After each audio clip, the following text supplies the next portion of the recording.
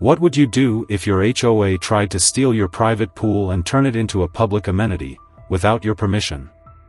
For Jake, owning a home with a pool had always been a dream. After years of working long hours, saving up, and sacrificing vacations, he finally bought the perfect house, a beautiful craftsman-style property in a quiet, upscale neighborhood. The best part? The in-ground pool in the backyard. It wasn't just a luxury, it was his personal retreat. On hot summer days, he could take a refreshing swim after work, host barbecues with close friends, or simply float in peace, soaking in the quiet privacy of his own space. Everything was perfect, until the HOA decided otherwise. The Homeowners Association had a reputation for being strict, but Jake never paid much attention. He figured as long as he followed the basic rules, keeping his lawn trimmed, paying his dues on time, and avoiding neon-colored mailboxes, he'd be left alone. He was wrong. One afternoon, Jake opened his mailbox and found an official-looking letter from the HOA. At first, he thought it was just another notice about trash pickup schedules or minor community updates. But as he skimmed the document, his stomach clenched. The letter stated that his private pool had been designated as a community amenity. That couldn't be right. He read further. The justification was hidden in dense legal jargon, citing an obscure clause buried deep in the HOA bylaws. Apparently, if any property contained an amenity that could benefit the community, the HOA had the right to reclassify it as communal space. In other words, they were trying to claim his pool as if it belonged to the entire neighborhood. Jake's grip on the paper tightened. There was no way this was legal. No way they could just take something he had paid for.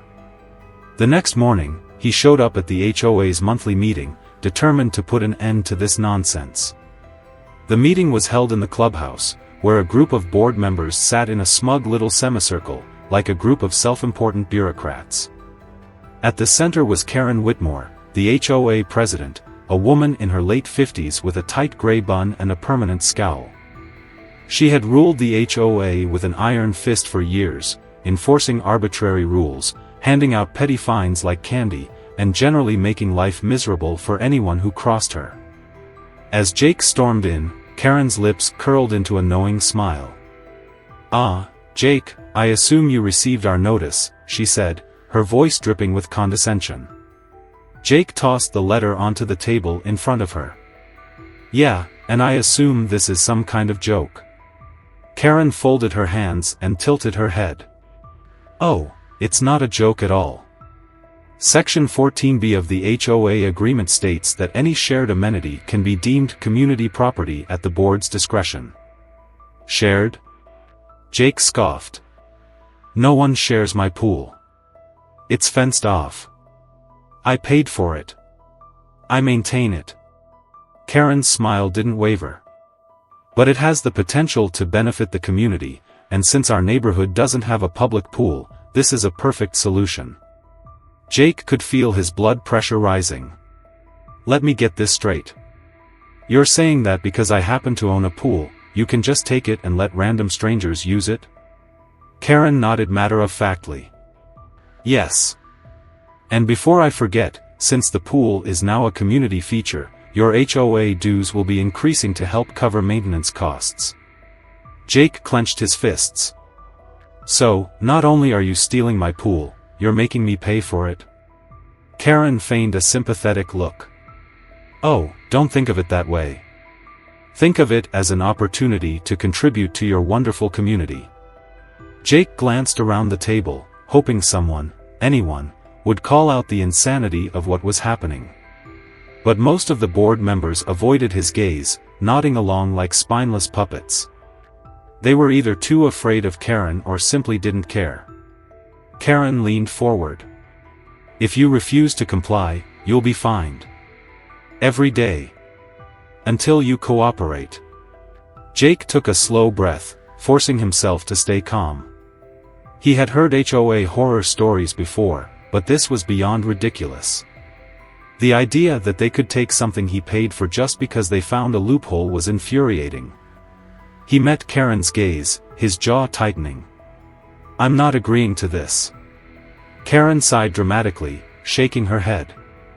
"Oh, Jake, you really don't have a choice." Jake had never hated anyone more in his life. As he left the meeting, fists clenched, only one thought ran through his mind. They had just made a huge mistake. The next morning, Jake woke up to the sound of laughter and splashing. It took a moment for his groggy mind to process what he was hearing, but as he stepped onto his back porch, his stomach dropped. There were strangers in his pool.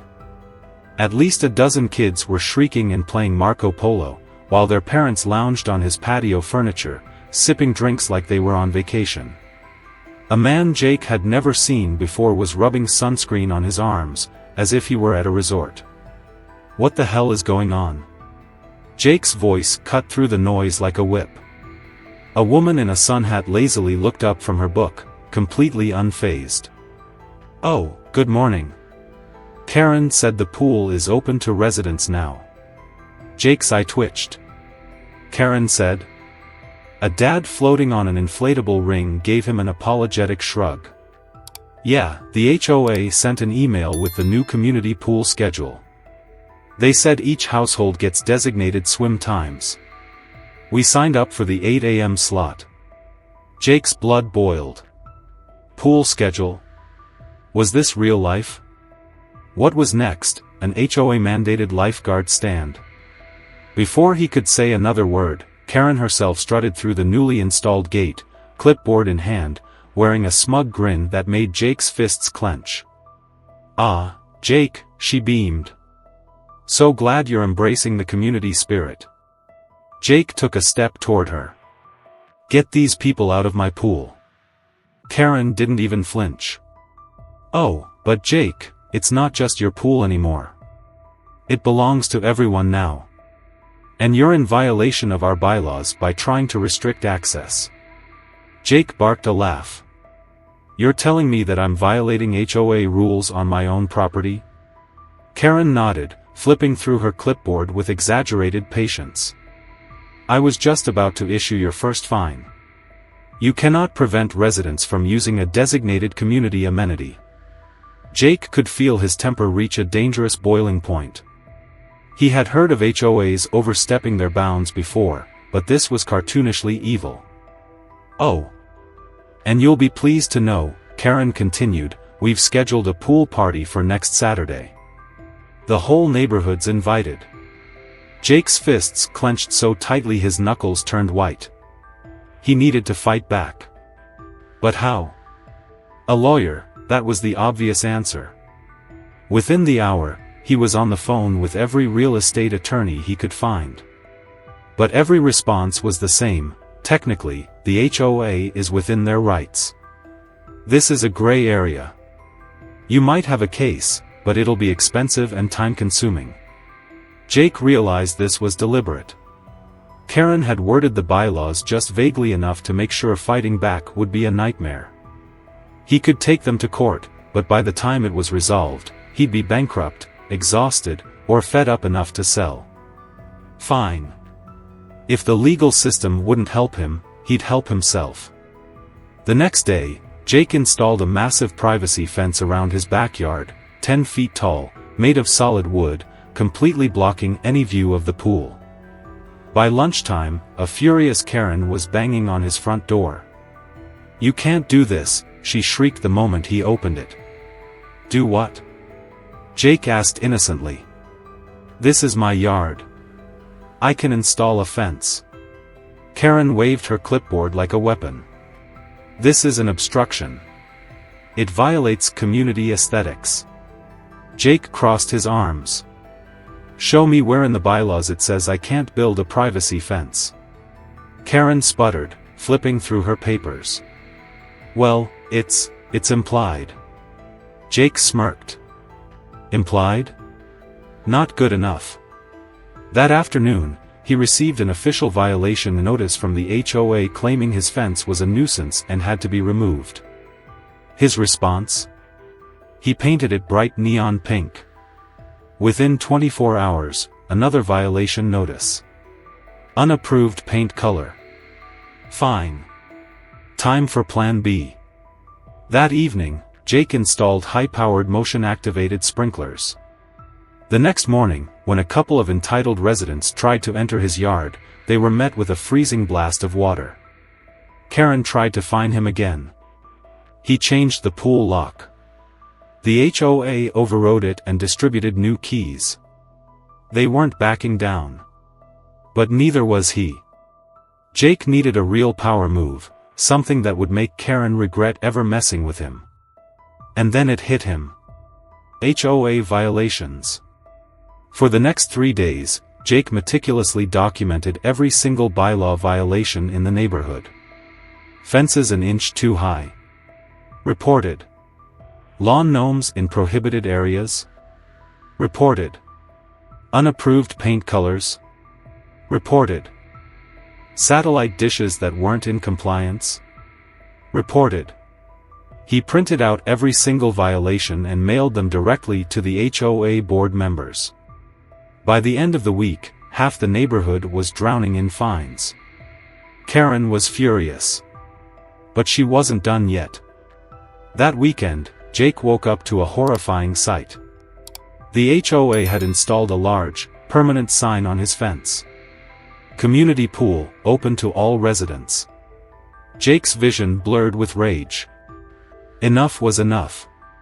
Karen wanted a war. She was about to get one.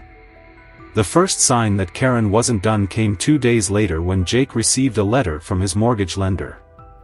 At first, he thought it was just routine paperwork, but as he scanned the document, his stomach dropped. The bank was reviewing his mortgage terms due to reported non-compliance with HOA regulations. If the violations weren't resolved, his interest rate could increase, or worse, his mortgage benefits could be revoked. Jake's blood boiled. Karen had gone behind his back and contacted his lender. He called the bank immediately, demanding an explanation. The agent on the other end sounded apologetic but firm.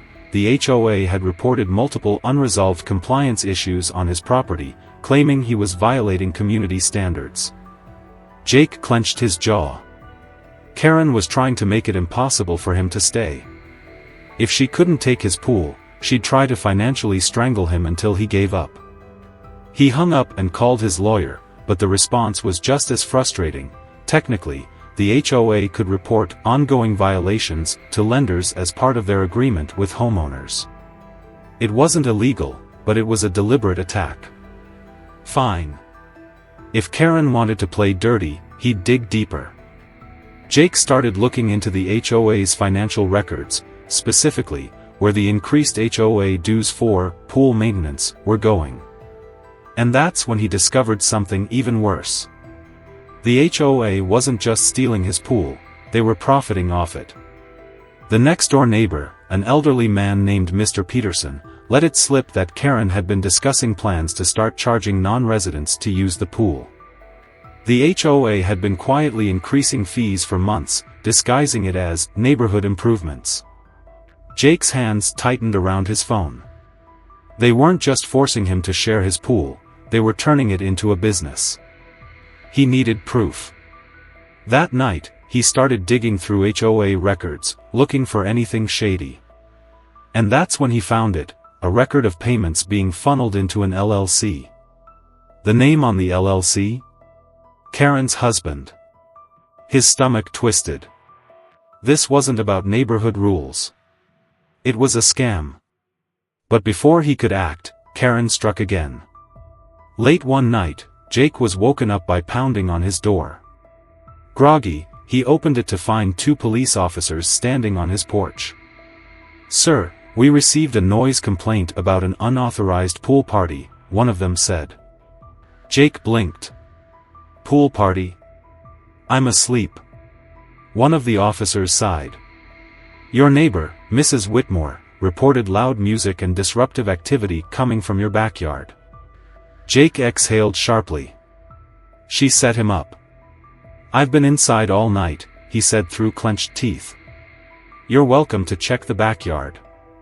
The officers exchanged glances but nodded. As they walked around the property, Jake noticed a figure standing on the sidewalk, Karen, watching the scene unfold with a self-satisfied smirk. The officers returned a few minutes later. There's no sign of a party. No disturbance. Just a regular backyard. Jake turned toward Karen, his rage barely contained.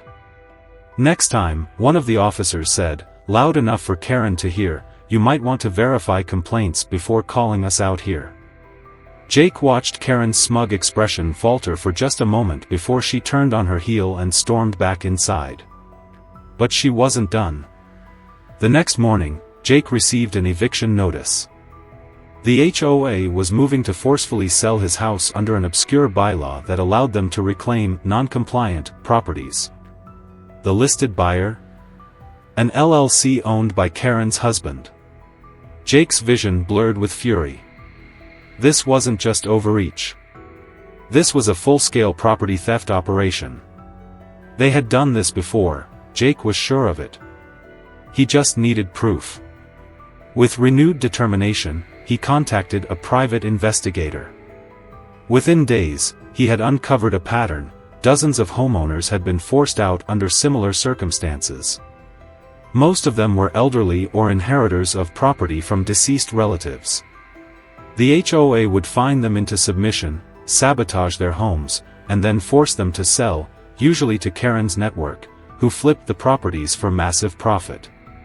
Jake stared at the files in front of him. This was a criminal enterprise disguised as an HOA. And if Karen thought he was going to roll over like the others, she was dead wrong. Jake had everything he needed. It was time to end this once and for all. Jake woke up to the sound of loud construction noises outside his house. His stomach churned as he pulled back the curtains.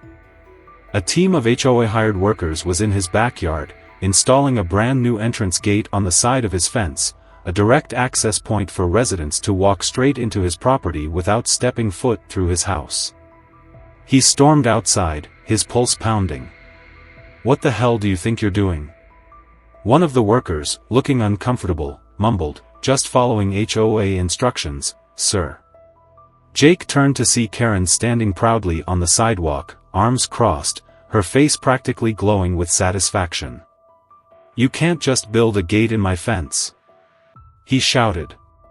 Karen tilted her head condescendingly. "Oh, but we can, Jake. According to HOA regulations, any community-designated facility must have proper accessibility for all homeowners. We're simply ensuring compliance." Jake's hands clenched into fists. This wasn't just a power move. This was an invasion. "This is my property. You can't just install a gate to let random people into my backyard." Karen's smirk deepened. "It's not just your property anymore. The community has rights too." Jake felt something snap. He had put up with Karen's absurd rules, the fines, the pool schedule, the forced public access, but this? This was war.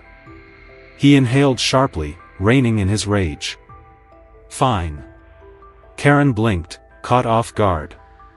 "Fine? You want to play dirty?" he said, his voice dangerously calm. "Let's play." That night, Jake took action. He bought industrial-grade locks and sealed the newly installed gate shut. He covered his fence in black tarps, blocking any view of the pool. And just for fun, he installed motion-triggered floodlights so that anyone sneaking in would get blinded instantly. The next morning, the HOA escalated again. A new official violation notice was taped to his door. "Homeowner Jake is in violation of community standards for obstructing access to a shared amenity. Daily fines will be imposed until the obstruction is removed." Jake laughed. A full, unhinged, deranged laugh. They were fining him, on his own property, because he didn't want random people swimming in his backyard? That was when he snapped. If they wanted to take everything from him, then he'd make sure they had nothing left to take. The next morning, Jake made a very specific phone call. "Hey," he said to the cement contractor. "How fast can you fill an entire swimming pool with concrete?" There was a brief silence before the contractor responded, is that a joke? Dead serious, Jake said, his voice steely. And I'll pay extra if you can do it tomorrow. The contractor hesitated. Well, it's unusual, but yeah, we can do it. It'll take a few hours, but once it's done, there's no going back. Jake grinned. Perfect. That night, he sent one last message to the HOA. Through an anonymous email account, he wrote, "You can't steal what doesn't exist." The next morning, a massive cement truck rolled into Jake's driveway. Workers filed into his backyard with hoses, and within minutes, liquid concrete began pouring into the pool. The smooth blue water disappeared under thick, gray cement. It started filling fast, spreading outward, covering the deep end, swallowing the shallow end. And then, just as expected, Karen arrived. She practically sprinted down the sidewalk, her shrill voice echoing through the neighborhood. Stop. Stop this at once. Jake, standing on his porch with a cup of coffee, smirked. Sorry, Karen. No pool, no problem. Her eyes widened in horror as she realized what was happening. The entire community pool plan was crumbling before her eyes, literally. You can't do this. She screeched, her face turning red. This is community property. You're vandalizing community property. Jake calmly took another sip of coffee. No, Karen. It was my private property. But since you and the HOA insisted on claiming it as a community amenity, I decided to make sure there was no amenity left to claim. Karen's clipboard slipped from her fingers, landing on the grass with a pathetic thud. One of the HOA board members, Todd, a nervous-looking middle-aged man, took a hesitant step forward. Karen, he muttered, rubbing the back of his neck, he's technically not breaking any laws. He's just modifying his property. Modifying? Karen wheeled around on him, her voice shrill. This is outright destruction. He's ruining the pool. Jake grinned. Actually, I'm improving it. This is now a low-maintenance backyard feature. No expensive upkeep, no need to worry about safety hazards. You should be thanking me. Karen's breathing turned erratic. You don't understand what you've done, she hissed. You just ruined everything. Jake raised an eyebrow. Oh? You mean the HOA's little scam to steal my pool? His grin widened. Yeah, that's ruined. And I couldn't be happier. Karen pointed a shaking finger at him. This isn't over, Jake. Jake feigned shock. Oh no, are you going to fine me? He gasped mockingly. How will I ever recover? Laughter rippled through the small crowd that had gathered. Even the neighbors who had stayed neutral were now openly enjoying the show. Karen's face turned an alarming shade of red. She looked around, realizing the crowd wasn't on her side anymore. In fact, she was losing control. For years, she had ruled the HOA like a dictator, terrorizing homeowners with excessive fines, absurd rules, and relentless bureaucracy. But now? The power dynamic had shifted. Todd nervously cleared his throat. Karen, maybe we should, let this one go. Karen spun on him so fast he nearly tripped backward. Let this go? She shrieked. Do you have any idea how much money we were supposed to make off this? We had plans. Monthly HOA fees were supposed to. She froze. Jake's eyes narrowed. Oh? What was that? He asked, his tone deadly calm. Karen's mouth snapped shut. She had said too much. Jake turned to the gathered neighbors. Did everyone hear that? His voice carried through the street. The HOA wasn't just stealing my pool, they were planning to charge you all for it. Extra fees. More fines. Maybe even a special pool maintenance fund added to your monthly dues. A murmur rippled through the crowd. A man in a baseball cap crossed his arms. Wait a minute. You mean to tell me we were going to be paying for Jake's pool, while Karen and her friends got to use it for free? A woman holding a baby frowned. Is that true, Karen? Karen backed up. Now let's not. But the damage was done. Someone in the back shouted loud enough for the whole street to hear. Dissolve the HOA. Karen's eyes widened in terror. The HOA's biggest power grab had just been permanently erased. And there wasn't a single thing she could do about it. By the next morning, the fallout from the great pool cementing had spread like wildfire through the neighborhood. Word got out that the HOA wasn't just enforcing rules, they had been scheming to profit off homeowners by turning Jake's private pool into a paid amenity. The betrayal hit hard, especially for residents who had blindly followed Karen's lead for years. What started as murmurs of frustration quickly erupted into outrage. Angry homeowners gathered outside Karen's house, demanding answers. People who had spent years gritting their teeth through her endless fines and restrictions were finally fed up. Did you hear what they were planning? Someone shouted. They were going to raise our dues for a pool we didn't even ask for, another yelled. I want a vote, someone else declared. We need to get rid of this HOA. From inside her house, Karen peeked through the blinds, her face pale. For the first time, the neighborhood wasn't afraid of her, they were turning against her. Jake stepped onto his porch, coffee in hand, watching the chaos unfold. This was better than TV. Todd, the HOA board member who had always been too scared to challenge Karen, tried to calm everyone down. All right, he stammered, holding up his hands. Karen might have made some miscalculations, but the HOA still provides valuable services. A woman cut in, arms crossed. Like what? We have to pay extra just to repaint our mailboxes, and she fined me for leaving my trash bins out 5 minutes early. Another neighbor snapped, ***, we've been scammed for years. I say we vote today, dissolve the HOA. Karen stormed out onto her porch, her face twisted in fury. This is ridiculous. You people don't understand how much work goes into running an HOA. You need us. The laughter from the crowd was instant and brutal.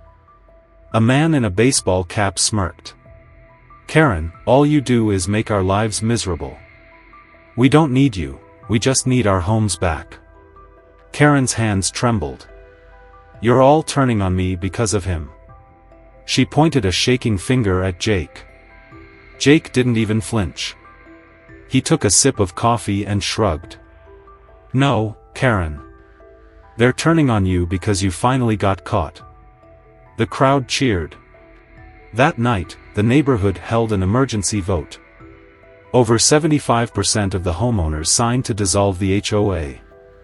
By morning, the once feared organization was officially dead. Karen, however, refused to accept defeat. She went door to door, begging people to reconsider. This is a mistake. Without the HOA, our property values will plummet.